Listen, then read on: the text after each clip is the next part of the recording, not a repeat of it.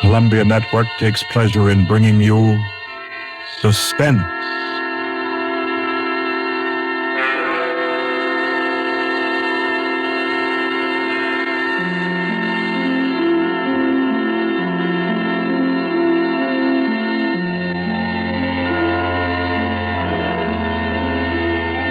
Suspense, Columbia's play theater of outstanding thrillers, produced and directed by William Spear and scored by Bernard Hermann. The notable melodramas from fiction and stage and screen, from the world's great literature of entertaining excitement, presented each week to bring you to the edge of your chair, to keep you in suspense.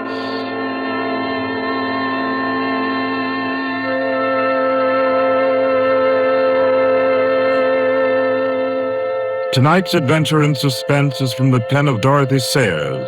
She called it The Cave of Ali Baba. Like the tale told by Scheherazade, a distinguished ancestress in the storytelling art, Miss Sayers' thriller deals with 40 thieves and with two magic words. For your uneasy listening, then, Suspense presents The Cave of Ali Baba.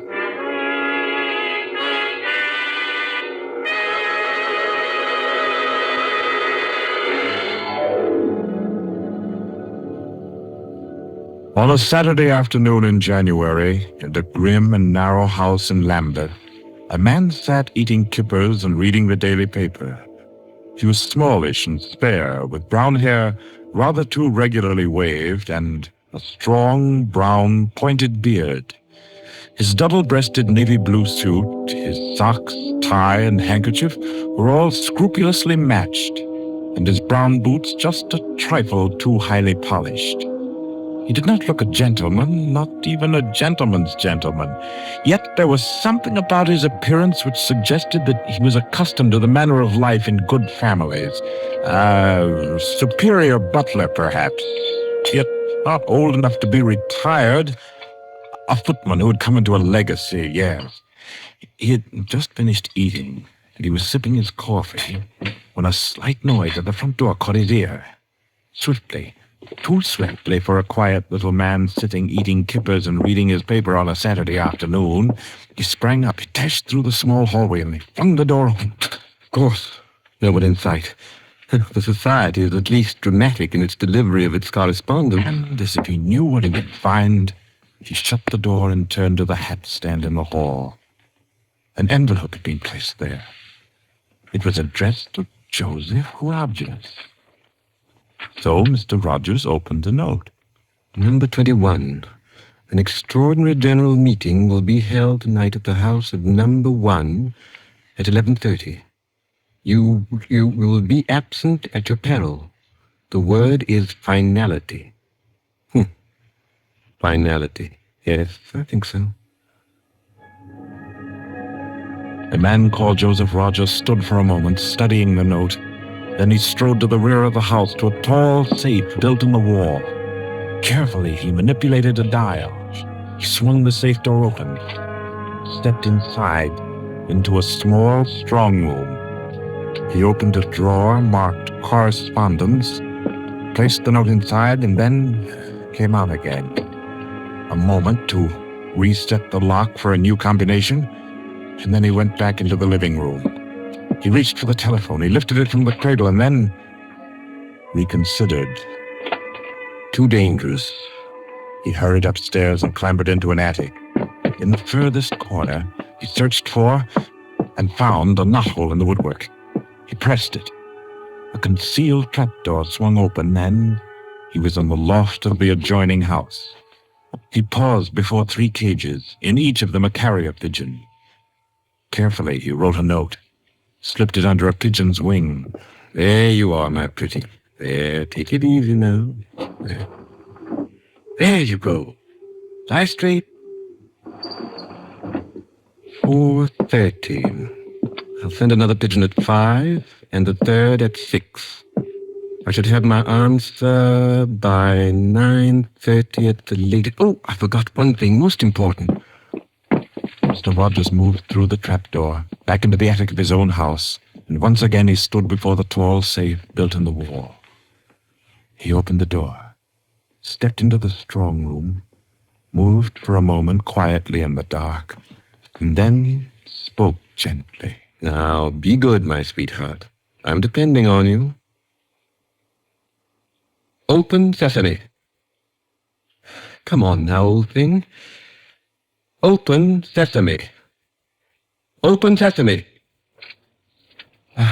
That's better. That's very much better.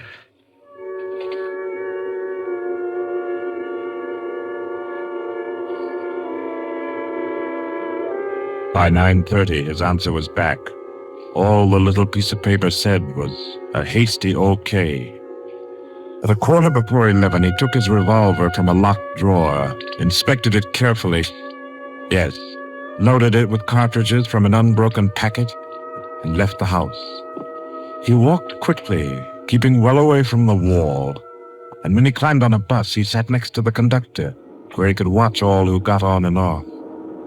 By 25 minutes after 11, he was out on lonely Hampstead Heath, pausing in the shadow of a large tree to adjust a black velvet mask, on which in white thread was stitched the number 21. Then he stepped briskly to the door of the villa that lay before him and...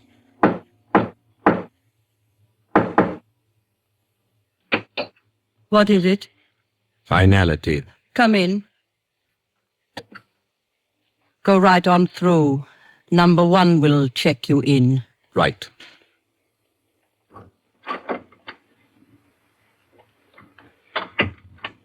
"21, sir." Lift your mask. Very well, 21. You may go on to the meeting room. Thank you, sir.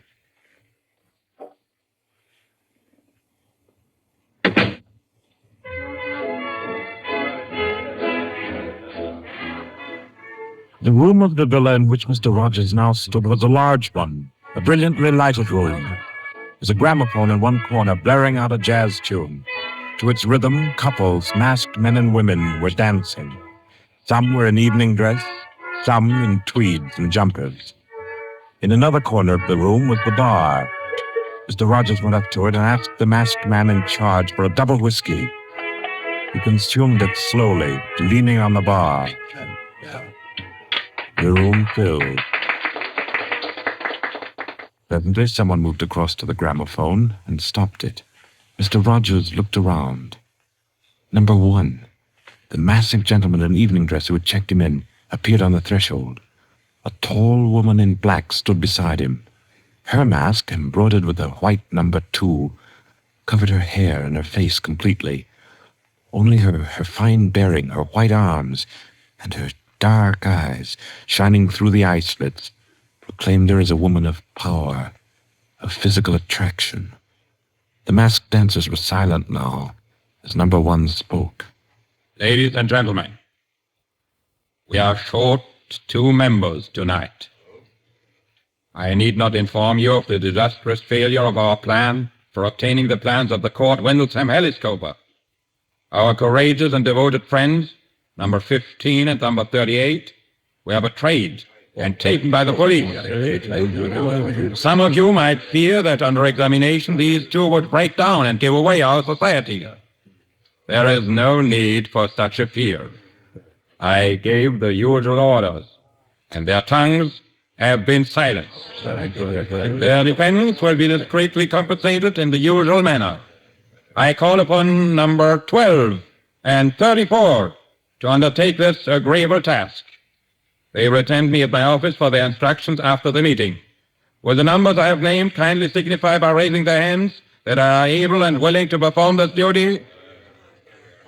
Thank you. Ladies and gentlemen, please take your partners for the next dance. The gramophone struck up again. Mr. Rogers turned to a girl near him in a red dress. She nodded, and they slipped into the movement of a foxtrot. The couples gyrated solemnly and in silence. Their shadows were flung against the blinds as they turned and stepped to and fro. The girl in red spoke to Mr. Rogers. What happened? I'm frightened, aren't you? feels as something awful was about to happen. It does take one a bit short. Number one's way of doing things. But it's safer like that. Oh, that poor No man. talking, please. You know the rules. Sorry. In silence, the dance continued. And then it came to an end. And then when it had finished, the dancers came again to where number one sat and waited with tense eagerness for him to speak. Ladies and gentlemen, you may wonder why this extraordinary meeting has been called. The reason is a serious one. The failure of our recent attempt was no accident. The police were not on the premises that night by accident. We have a traitor amongst us. This last failure was not the first. You will remember the unfortunate way in which the affair of the Dinglewood pearls turned out, and there were others. However, I am happy to say that our minds can now be easy. All these troubles have been traced to their origin. The offender has been discovered and will be removed. The misguided member who introduced the traitor to our ranks will be placed in a position where his lack of caution will have no further ill effects. There is no cause for alarm. Ladies and gentlemen, please take your partners for the next dance.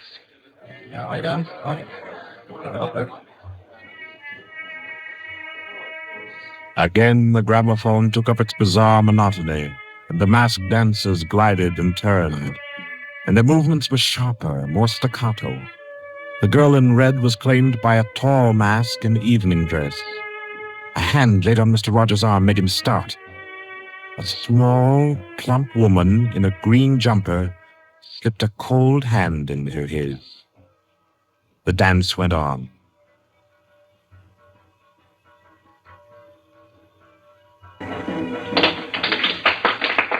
When it stopped, everyone stood detached, stiffened in expectation.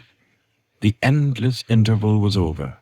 Number one raised his voice. Ladies and gentlemen, you will no doubt wish to be relieved of the questions on your mind. I will name the persons involved. Number 37. No. You have failed in discretion. You will be dealt with. If you have anything to say in defense of your folly, I'll hear it later. Sit down. Number 37 sank down upon a chair. He pushed his handkerchief under the mask to wipe his face. Two tall men closed in upon him. The rest fell back. Ladies and gentlemen, I will now name the traitor. Stand forward. Number 21. Take off your mask. Number 37. This man was introduced to our society by you under the name of Joseph Rogers, formerly second footman in the service of the Duke of Denver, dismissed for petty thievery. Did you take steps to verify the statement? I did. As God's my witness. It was all straight. I had him identified by two of the servants. I asked all over about him. The story was so unswear it was. Number 21. Your name has been given as Joseph Rogers. Is that your real name? Answer me. Is that your real name? No. What is your name? Peter Death Braden Winsey. Silence! I compliment your lordship. We thought Lord Winsey was dead. He was killed, so the paper said 2 winters ago while shooting big game in Africa. He even left a will, proved of £500,000. To his mother, I believe, the Dowager Duchess of Denver. Lord Peter Winsey, indeed. Well-known book collector, man about town, distinguished criminologist. Took an active part in the solution of several famous mysteries. Taking an active part, if you don't mind. So you deliberately led us to think you were dead and became Joseph Rogers to gain entrance to our society. What has become of the real Joseph Rogers? He died abroad. I took his place. And the end of your impersonation to uncover our society. Precisely. I see. The robbery of your own set, on which we congratulated ourselves, and which you helped to execute, was arranged. Obviously. The robbery of the Duchess, your mother, was arranged by you.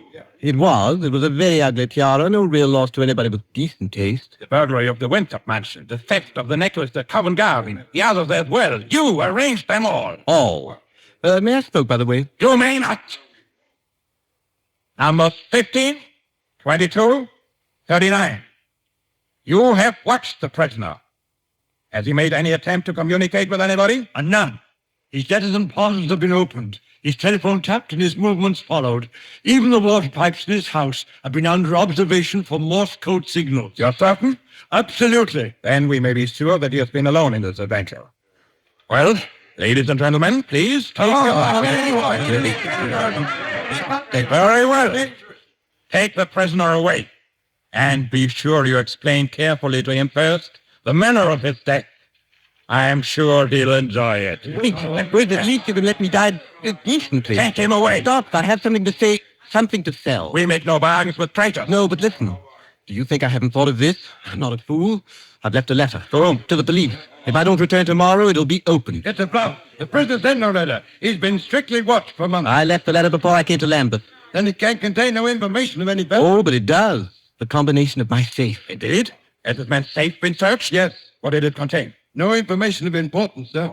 An outline of our organization, the name of the house, nothing that can't be altered and covered before morning. And did you investigate the inner compartment of the safe? Hear what he said, did you? He's trying to bluff. There is no inner compartment. I hate to contradict you, but I'm really afraid you must have overlooked it. And what did you say was in the compartment, if it does exist? The names of every member of the society with their addresses, photographs, and fingerprints. Who did you say you contrived to get this information? By doing a little detective work on my own. But you've been watched. True, the fingerprints of my watches adorn the first page of the collection. That statement can be proved. Certainly. The name of number 40, for example. If you mention names here, you will certainly have no hope of mercy. Bring the prisoner to my office. Ladies and gentlemen, take your partners for the next dance. Yes. Well,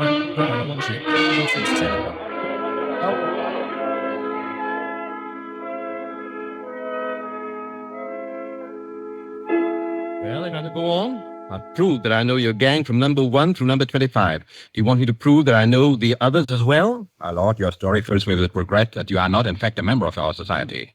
Wit, courage, and industry are valuable in an association like ours. I fear I cannot persuade you. No, I suppose not.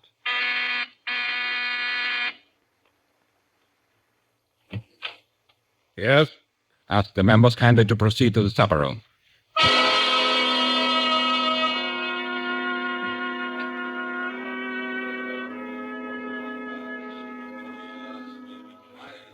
Ladies and gentlemen, I'll not conceal from you the seriousness of the situation.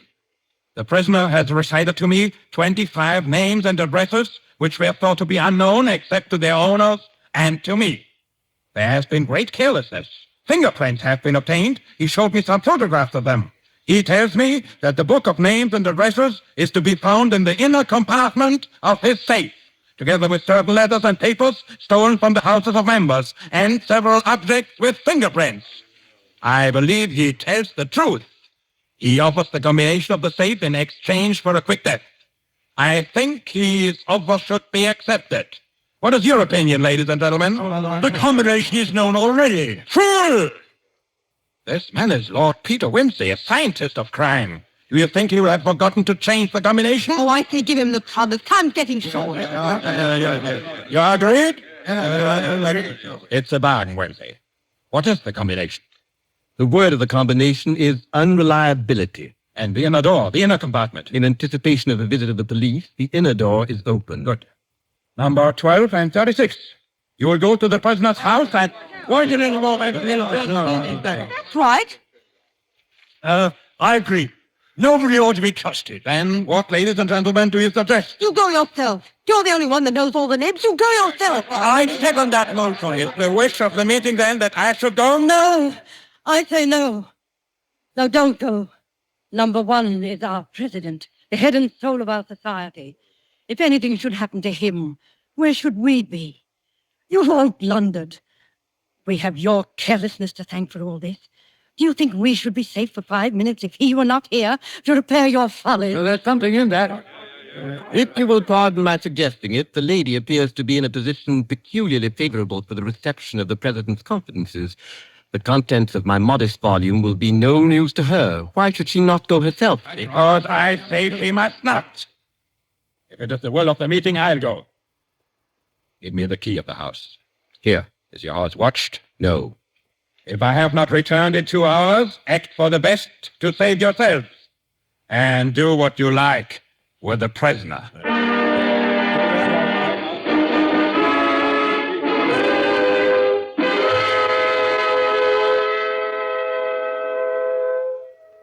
The president has been gone 2 hours. Traitor! What's happened to him? How should I know? Perhaps he's looked after himself and gone while the going was good. Liar! Oh. He'd never do that. What have you done with him? Speak, or I'll make you speak. I can only form a guess, madam. I'm afraid that your president may quite inadvertently have left the door of the inner compartment closed behind him, in which case... Yes. Well, let me explain the mechanism of my safe. The inner compartment has 2 doors. The outermost opens outward with an ordinary key. Oh, do you think that the president is so stupid as to be caught in an obvious trap? Undoubtedly, he will have wedged open that inner door. Undoubtedly, madam. But the sole purpose of that inner door is to appear to be the only one. Hidden behind the hinge of that door is another, sliding panel, also left open. Inside the compartment is the big, heavy ledger containing all the information about this society. This ledger lies on a steel shelf. Do I make myself clear? Yes, go on. The steel shelf is balanced on a concealed spring. When the weight of the book, the ledger, is lifted, the shelf rises almost imperceptibly, and in rising it makes an electrical contact. Now, let me draw a picture. Your president steps into the inner compartment, sees the book, takes it up, anxiously to examine to see if it's the right one. The shelf rises, the electrical contact is made, and the steel panel behind him slides into place. He's trapped. You devil! What is the word that opens the inner door? Quick, the word. Do you remember the story of Ali Baba and the 40 Thieves? Well, when I had this safe constructed, my mind went back, well, call me sentimental if you will, to my childhood. The words that open the door are open sesame. How long can a man live in this devil's trap of yours? Oh, I should think he might hold out for a few hours if he didn't use up all the oxygen by hammering and yelling. I imagine if we go there at once, we'll be able to get him out all right. I'll go myself. I think you'd better take me with you. Why? Well, I'm the only person who can open the door. But you've given me the word. Yes, you have the word. But this door of mine, I'm rather proud of it. You know, it's my own invention. It's the latest thing. It will open to the words open sesame, all right. But to my voice only. Your voice? I'll chop your voice with my hands. What do you mean, your voice only? Don't clutch my throat like that. You will wreck my voice, and then the door might not recognize it. That's better. The door got stuck for a week once, and when I had a cold. Is what he says true? Is it possible? Perfectly possible, madam. It'll have a microphone arrangement. Could be done also with light vibrations. We must let him go. Take the ropes off him. Let him go, nothing. He doesn't go to blab to the police. The president's done in, that's all. And we'd all better make traps while we can. It's all up, boys. Right, chuck this fella down the cellar and fasten him in. I'll go and destroy the ledgers. 32, you know where the switch is. Give us a quarter of an hour to clear, then you can blow the place to glory. No. No, you can't leave one to die. He's your president, your leader. I won't let it happen. I won't. I'll free this man myself. Here, none of that. Let me go. Let go of me. Think, not to think. It's been light in an hour or two. The police may be here at any moment. Police? Oh, yes. Yes, you're right. No, we mustn't imperil the safety of all for just one man. He himself would not wish it. Throw this man in the cellar and let's get out of here while there's time.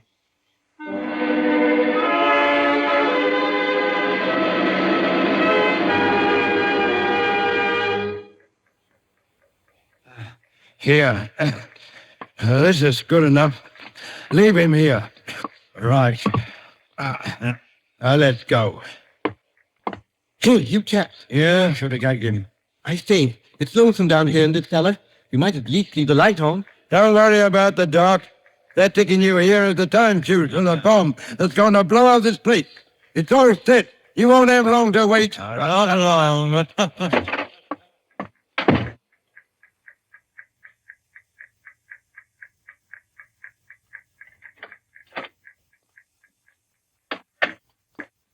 Who is it? Who's there? Hold it in, so I can cut the ropes. Well, if it isn't two. My compliments, madam, on your loyalty to your president. Quick. They've set the time fuse. The house is mine. Follow me as fast as you can. Number 1 must be saved. And only you can do it. Well, how did you manage to... There's no time for questions. Get up and follow me. You will release him. You promised. I promise. But I warn you, madam, that this house is surrounded. When my safe door closed, it gave a signal to Scotland Yard. All the members of the society had taken. Never mind them. Here.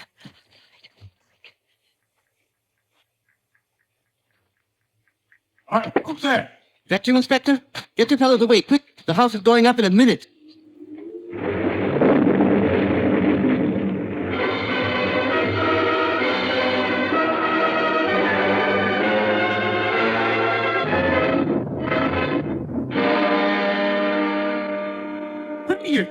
Winsey! It's Inspector Parker, old man. Are you all right? Yeah, I'm a bit winded. What happened, Inspector? Well, about half a dozen of them got blown up. The rest we bagged. Hurry, we must hurry. Who's this?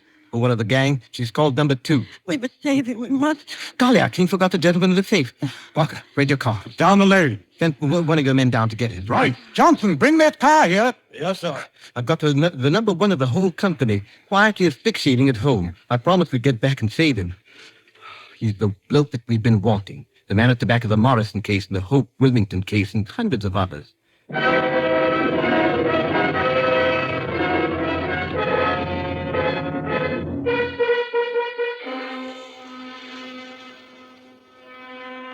Is this it? Quite a contraption. Yes, I only hope he hasn't upset the adjustment by thumping at it. Oh, please, hurry. I hope you haven't hurt my voice. You sound all right. I can only be conversational. Come on, old thing. Show us your paces. Open sesame. Open sesame. Confound you. Open sesame. Open sesame. Let me see. No, he's not. He'll live to stand his trial.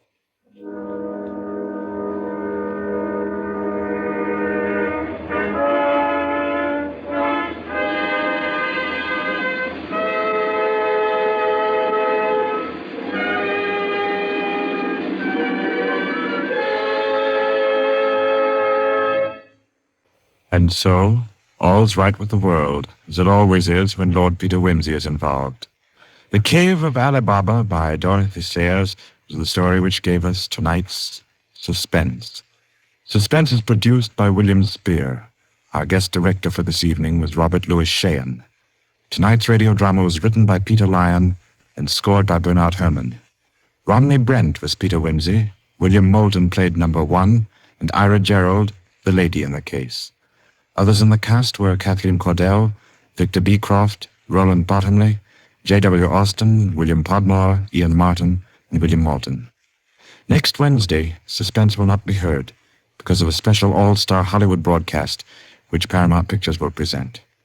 2 weeks from tonight, at this time, Columbia will bring you another selected story from the world's great literature of thrills. Another study in suspense.